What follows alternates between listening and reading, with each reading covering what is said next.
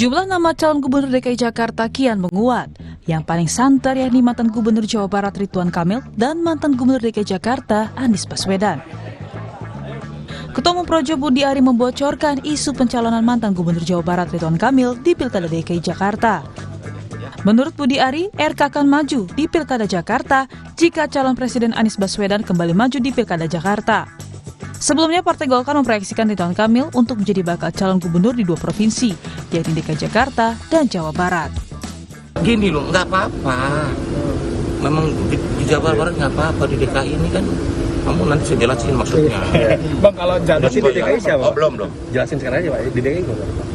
Supaya kalau yang mau maju ada RK loh. RK sih standby di Jawa Barat, tapi kalau mau maju aku mungkin RK di DKI. Udah menang RK. Hah? Namanya RK. Paham nggak? Ya, paham. Berarti buat antisipasi siapa, Pak? Ya yang nggak usah disebut namanya udah tahu. Yang tadi ya, Pak? Iya. Kalau dia maju, RK. Kalau enggak, ya kita kasih. Itu. Sementara Ketua DPP PKS Mardhani Alisera merespon soal usulan pencalonan kembali Anies Baswedan di Pilgub Jakarta. Sosok Anies dinilai punya kualitas dan integritas. Apresiasi Nasdem yang sudah menyebut nama Mas Anies Baswedan. Tapi kita hargai proses di Mahkamah Konstitusi. Insya Allah setelah ada keputusan Mahkamah Konstitusi akan ada jalan yang jelas, tegas, dan mudah. Mas Anies Baswedan orang yang punya kapasitas, punya integritas, punya kualitas. Dimanapun insya Allah akan memberi manfaat. Menanggapi namanya yang masuk dalam bursa DKI 1, Anies Baswedan mengaku saat ini hanya fokus persoalan sengketa hasil Pilpres di Mahkamah Konstitusi. Pilgub DKI itu seperti apa itu Pak Anies? Komunikasinya kita sekarang lagi menunggu MK. Jadi kita semua fokusnya di situ, tuntaskan proses ini sampai akhir. Sejumlah nama selain RK dan juga Anies Baswedan terus mencuat untuk mengisi kursi DKI 1. Di antaranya yang ini dari Partai Kebangkitan Bangsa ada nama Ida Fauzia, lalu dari Partai Nasdem ada juga nama Ahmad Saroni. Sedangkan PD Perjuangan mengakui menominasikan Tri Risma hari ini di Pilkada DKI Jakarta. KPU sudah menetapkan jadwal pemilihan kepala daerah serentak pada 27 November 2024, termasuk warga Jakarta yang bakal turut memilih pemimpinnya untuk 5 tahun mendatang. Tim Liputan Kompas TV.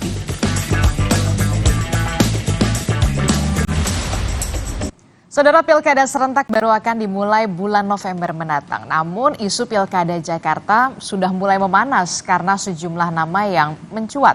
Lalu apakah nama-nama ini siap bertarung di kursi DKI 1 atau ada kandidat lain? Kita akan membahasnya di pagi hari ini dengan sejumlah narasumber yang sudah hadir di studio. Sudah ada politisi PDI Perjuangan yang juga anggota DPRD DKI Jakarta. Sudah ada Pak Gilbert Simanjuntak. Selamat pagi Pak Gilbert. Selamat pagi Mbak Desti. Ya, mohon maaf lahir batin dulu ya. Sama. Kemudian juga ada melalui sambungan Zoom, ada juru bicara Partai Keadilan Sejahtera, ada Kang Pipin Sopian. Assalamualaikum Kang Pipin, selamat Idul Fitri, mohon maaf lahir batin dulu. Maaf lahir batin, taqabbalallahu minna wa minkum semuanya. Iya, kemudian juga ada Wakil Ketua Umum Partai Amanat Nasional, ada Mas Viva Yoga Mauladi. Selamat pagi, Assalamualaikum Mas Viva. Waalaikumsalam warahmatullahi wabarakatuh. Mohon maaf lahir batin ya. Banyak hari ini. Mohon maaf lahir batin, Mbak. Ya, kemudian juga yang terakhir ada Direktur Eksekutif Indikator Politik, ada Mas Burhanuddin Muhtadi. Selamat pagi, Mas Burhan. Mohon maaf lahir batin dulu ya. Mohon maaf lahir batin juga. Ya, ini kita masih Pilpres memang sudah selesai, kemudian hari Senin besok akan ada putusan MK, tapi yang kemudian menjadi sorotan adalah soal Pilkada Jakarta ini. Kita tahu Jakarta menjadi barometer, magnet politik, dan yang sudah terang-terangan mencuatkan namanya adalah dari Partai Golkar yang menyebut ada nama Ridwan Kamil yang diberikan sinyal untuk maju. Nah, katanya nih ada lagi mencari sosok pendamping. Nah, Partai Amanat Nasional tampaknya sudah ada nama, ada Mbak Zita Anjani. Betul Mas Viva, seperti itu? Ya, dalam proses pilkada ini, PAN akan memprioritaskan kader-kader terbaiknya untuk maju di seluruh Indonesia, baik untuk calon gubernur wakil bupati, wali kota di seluruh Indonesia ada 545 nanti yang akan berkontestasi. Untuk DKI salah satunya Mbak Zita Anjani karena dia adalah wakil ketua DPRD DKI yang punya pengalaman setiap hari berjibaku dengan persoalan masyarakat di DKI Jakarta, dan yang kedua dia mewakili gender, mewakili netizen, dan memiliki kapasitas yang cukup bagus, dan bagi kami Partai Amanat Nasional layak untuk dipertandingkan dan disandingkan. Proses untuk koalisi memang idealnya bagi kami adalah turunan dari Koalisi Indonesia Maju, tetapi sekali lagi proses untuk koalisi itu antara konfigurasi politik nasional, terkadang ada yang sama, terkadang ada yang berbeda dengan konfigurasi politik daerah. Nanti akan kita lihat dinamika politiknya, situasinya seperti apa. Intinya bahwa sekali lagi Partai Amanat Nasional akan mengusung kadernya untuk maju di kontestasi Pilkada DKI Jakarta. Salah satunya adalah nama Mbak Zita Anjani itu ya, Mas Viva. Kalau dari komunikasi politik sendiri dari Kang Emil dan juga Mbak Zita ini sebenarnya sudah ada komunikasi-komunikasi yang sudah dilakukan belum jauh sebelum ini? Komunikasi awal sudah, terutama dari internal Koalisi Indonesia Maju. Nah, nanti akan kita lihat perkembangannya, proses komposisinya dan dinamika selanjutnya. Karena untuk Pilkada DKI, suara PAN, kursi PAN cukup lumayan banyak, dan itu memberikan kontribusi yang positif bahwa PAN memiliki basis massa yang cukup lumayan di DKI, dan itu menjadi modal dasar dalam proses untuk pemenangan di Pilgub DKI Jakarta nantinya. Komunikasi berlanjut dan akan kita tuntaskan sampai menjelang hari H. Sekarang kita fokus untuk tanggal 22 April dulu untuk putusan Mahkamah Konstitusi. Oke, masih fokus dulu di putusan MK di 22 April, tapi kemudian komunikasi memang sudah dibangun dengan Kang Emil bersama Mbak Zita. Ya kita lihat saja nanti apakah ada chemistry dan kemudian bagaimana respon dari warga Jakarta sendiri. Nah kalau dari PDI Perjuangan sendiri nih, saya mau tanya Pak Gilbert, gimana nih kalau dari PDI Perjuangan, tahapan apa yang sekarang saat ini dilakukan? Ada informasi yang kemudian mencuat adalah nama Mensos Bu Risma, benarkah demikian? Baik, makasih. Nama tentu kita punya beberapa calon nama, tetapi kalau melihat tahapan, sekarang kan masih tahapan penjaringan ya. Betul. Selain nama Bu Risma yang tentu mencuat, dan itu sudah lama dari tahun 2000 semenjak beliau lepas dari Surabaya. Betul. Waktu itu sudah banyak warga Jakarta, dan malah sudah ada paguyuban yang kemudian mencalonkan beliau. Kemudian ada nama Pak Aming ya, Pak Adi Wijaya, Ketua DPD, kemudian nama Pak Hendar Prihadi, mantan wali kota yang sekarang Ketua Lembaga Keuangan, Pembayaran. Kemudian ada beberapa nama-nama yang lain seperti Pak Abdullah Azwar Anas juga pernah mencuat di Jakarta.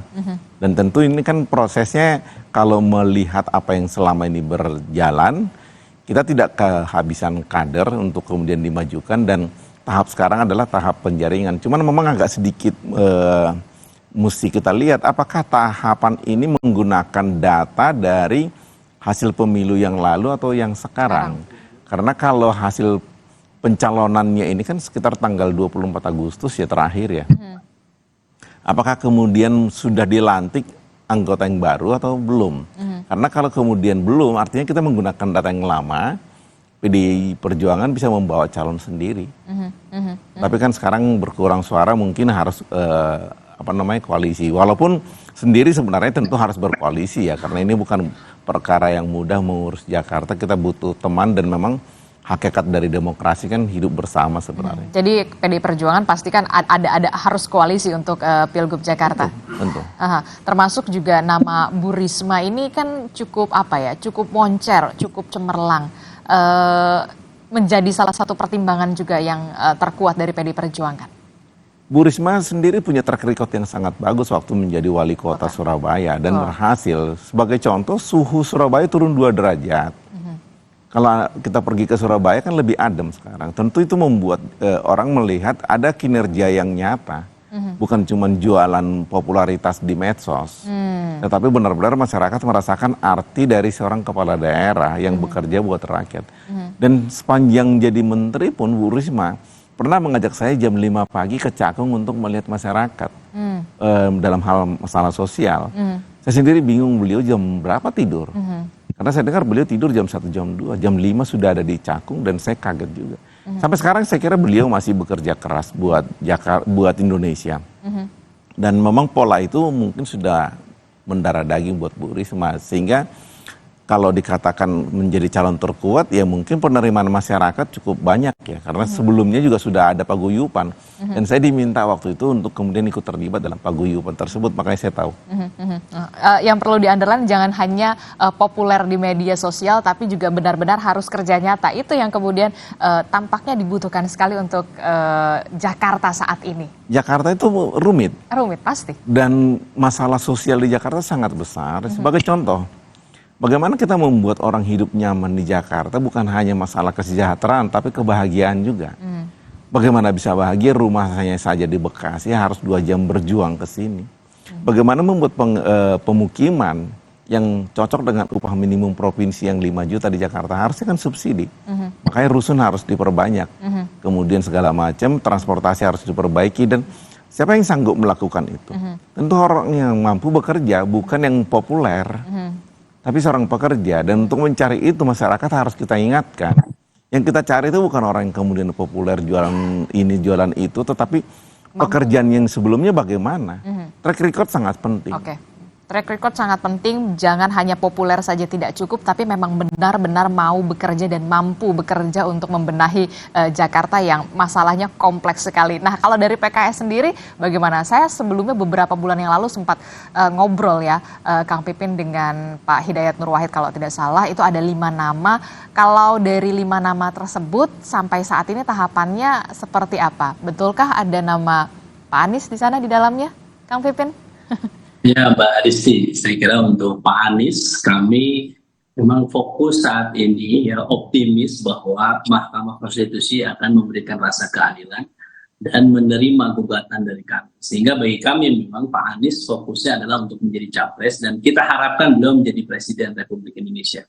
Itu yang kami akan perjuangkan terus, sehingga kalau berbicara calon gubernur DKI Jakarta tentu saat ini kami mempertimbangkan karena kami saat ini sebagai pemenang pemilu di DKI Jakarta dengan raihan 16% suara dengan 18 kursi di DPRD DKI, maka kami tentu memperjuangkan kader terbaik kami untuk menjadi calon gubernur DKI. Dari DPW DKI memang sudah mengajukan kepada DPW PKS untuk mengusung 3 nama. Satu adalah Pak Sohibul Iman, mantan Presiden PKS dan saat ini juga sebagai Wakil Ketua Maju Syuro PKS yang track recordnya luar biasa, berprestasi memimpin PKS pada masanya. Yang kedua adalah Dr. Mardhani Alisera yang kita sudah tahu beliau adalah tokoh nasional di DKI, anggota DPR RI. Dan ketiga adalah Ketua DPW PKS DKI Jakarta, yaitu Pak Khairuddin. Beliau sukses menaikkan suara PKS di DKI Jakarta atau sekarang disebut dengan daerah khusus Jakarta.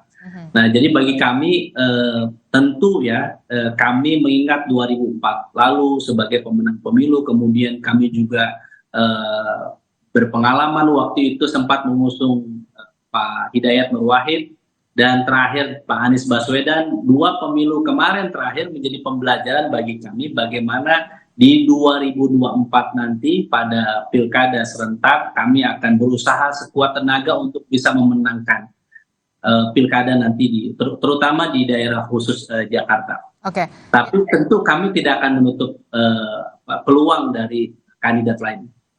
Tapi prioritasnya dari internal PKS sendiri yang kemudian dimajukan ya, Kang Pipin ya. Walaupun memang ada tokoh-tokoh lain di luar PKS dari eksternal, dan apa pertimbangannya? Ya tentu kami mempertimbangkan ya tokoh-tokoh lain yang punya leadership, punya manajerial yang bagus, terus kemudian bisa membangun komunikasi antara di level daerah maupun di level nasional, dan juga bagaimana nanti transisi daerah DKI menjadi DKJ ini. Jadi beberapa tokoh misalnya sudah ada penyebutan nama Pak Sudirman Said ya. Beliau adalah tokoh yang di koalisi perubahan yang kemarin memiliki hubungan yang baik dengan PKS, PKB, dan Nasdem, dan juga punya hubungan dengan partai-partai lain. Nah, sosok-sosok inilah nanti yang akan tentu kita akan pertimbangkan dan jadi pembahasan. Tapi kami sekali lagi tentu akan memperjuangkan kader internal kami yang bisa diterima oleh semua pihak. Tentu apakah nanti dipasangkan atau seperti apa, ya saya kira nanti DPP PKS, Presiden PKS, beserta pimpinan PKS akan memutuskan yang terbaik. Bagi kami saat ini transisi dari daerah khusus ibu kota menjadi DKJ ini menjadi perhatian. Bagaimana prestasi Pak Anies memimpin DKI Jakarta, ya, ketika beliau memimpin banyak perubahan yang terjadi, ya, bagaimana taman kota, perbaikan transportasi, Jaklingko, sehingga ini diharapkan tidak hanya menjadi di DKI tetapi juga di daerah-daerah yang lain. Nah, menindaklanjuti dari prestasi Pak Anies ini butuh orang-orang yang punya integritas, punya kapasitas, dan akseptabilitas dari partai-partai yang lain serta tokoh-tokoh yang ada baik di level daerah khusus Jakarta maupun di level nasional, sehingga nanti pembangunan akan terus terjadi di daerah khusus Jakarta, sehingga proses transisi dari daerah khusus ibu kota menjadi daerah khusus Jakarta ini bisa terjadi dengan baik. Oke, kalau dari ucapan dari Kang Pipin tampaknya oke lah, dari Mas Anies sendiri memang sudah baik begitu, tapi kemudian fokus dulu deh kalau Mas Anies ini di capres-capresan, berarti nggak tertarik lagi untuk dilanjutkan sama Mas Anies begitu, Kang Pipin? Kalau Anda tanya per hari ini, kami fokus untuk menjadikan Pak Anies sebagai calon presiden. Dan untuk kalau misalnya gugatan di MK ini terjadi, maka ada dua kemungkinan nanti. Pertama adalah 3 calonnya bertarung kembali tanpa Gibran. Yang kedua adalah bertarung antara 01 dan 03. Dan kalau itu terjadi, kami optimis bahwa Pak Anies akan menjadi Presiden Republik Indonesia. Itu harapan kami, mungkin juga harapan para pendukung Amin dan yang lain. Oke, ya, untuk hari ini begitu ya, tapi nanti sebulan 2 bulan lagi kita belum tahu ya, karena dinamikanya masih sangat cair sekali, apalagi untuk Pilkada Jakarta ini.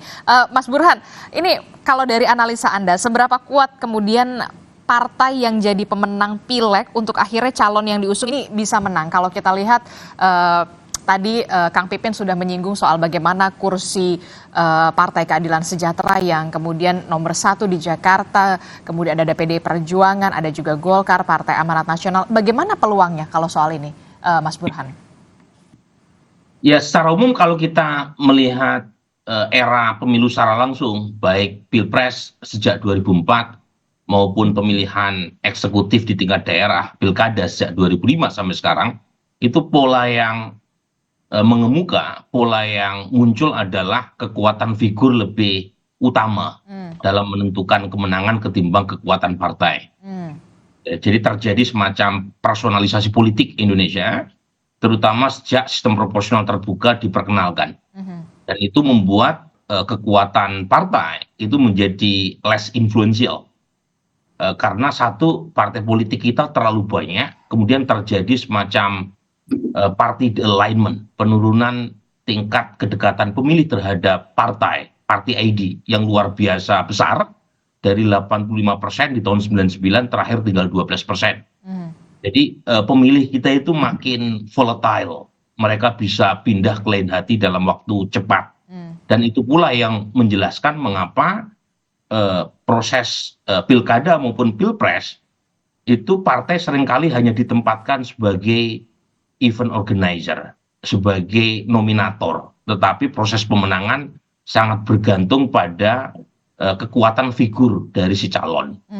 Dan itu pula yang menjelaskan mengapa muncul banyak split ticket voting, partai menentukan pilihan kepada calon tertentu, tetapi basis masanya memilih berdasarkan pilihan mereka masing-masing. Ketokohan. Jadi poin saya, ya ketokohan, poin saya, karena pola semacam ini tidak bisa dirubah dalam waktu dekat, sementara pilkada tinggal beberapa bulan lagi, Betul. maka meskipun masing-masing partai punya kepentingan subjektif untuk mengajukan kadernya, dan tentu saja baik untuk meminta publik agar memilih calon berdasarkan faktor kompetensi, faktor integritas, tetapi faktor-faktor semacam ini kan ujungnya dalam perilaku pemilih dipersepsi secara subjektif juga oleh pemilih. Aha. Orang yang dianggap kompeten oleh konstituen A itu bisa berbeda dengan mereka yang memilih konstituen partai B. Jadi ujungnya akhirnya sesuatu yang subjektif tadi harus diobjektifikasi. Nah, apa ukuran objektifikasinya?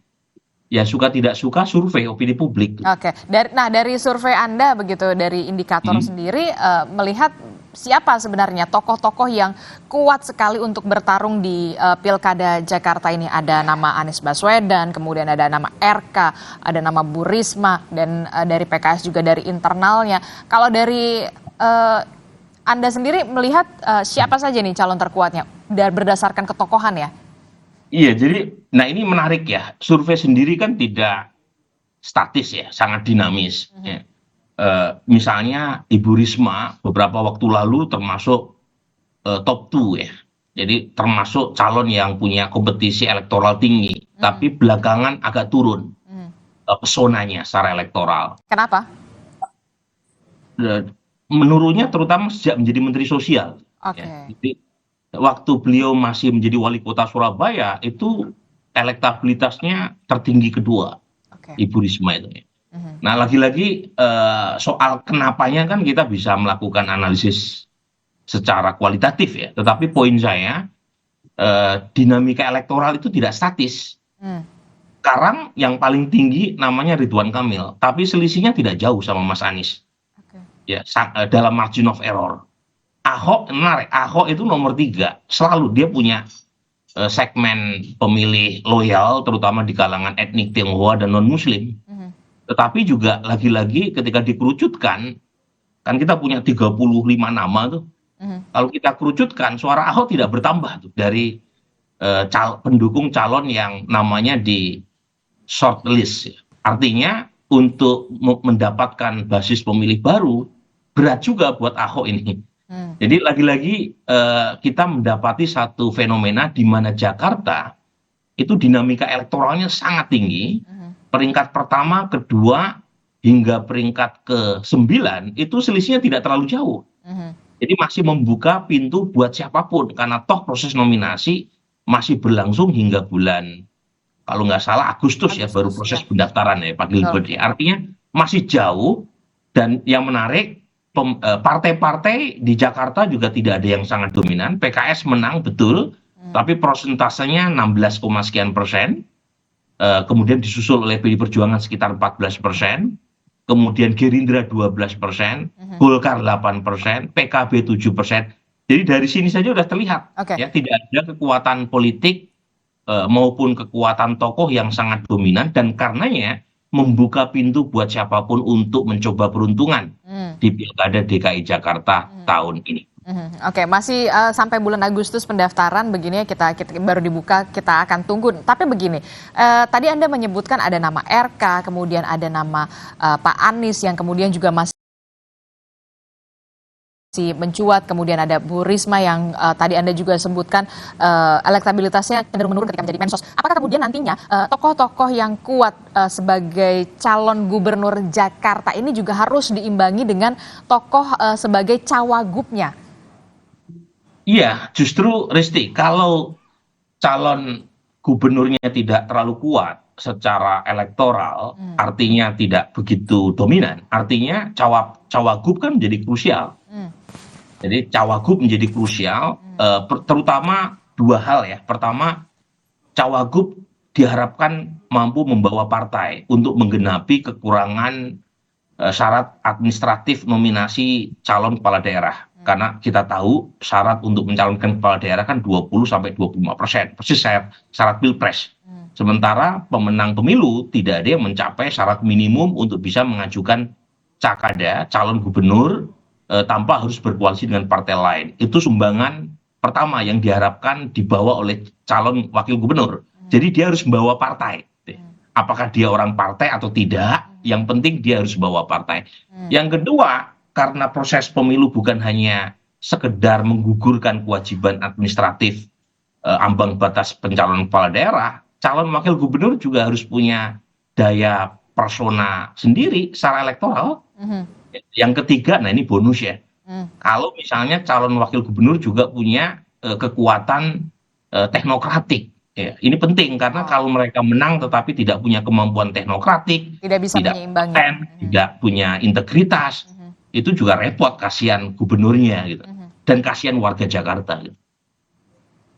Oke, jadi harus seimbang begitu antara elektabilitas juga untuk meningkatkan elektoral, tapi juga kemampuan teknokratik itu yang kemudian menjadi penting juga khususnya untuk apa ya, bisa mengatasi masalah-masalah yang benar-benar kompleks sekali di Jakarta. Nah, siapa saja nama-nama yang kemudian juga mencuat sebagai calon wakil gubernur Jakarta menurut Mas Burhan, lalu kemudian juga ada Pak Gilbert juga. Nanti kita akan tanyakan siapa yang sosok ideal tepatnya dari PDI Perjuangan sebagai cawagup, Kang Pipin dari PKS, tapi jangan dijawab dulu, tetaplah bersama kami di Sapa Indonesia Pagi.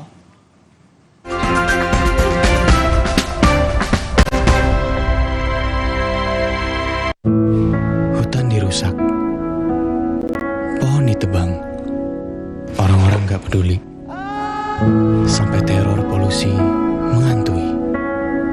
Tanam oksigen sekarang bersama Indosat. Fokus dan kepercayaan diriku sangat diperlukan. Gejala flu seperti bersin-bersin, hidung tersumbat, sakit kepala dan demam reda dengan Ultraflu. Ultraflu, flu reda, lega rasanya. Hutan dirusak, pohon ditebang,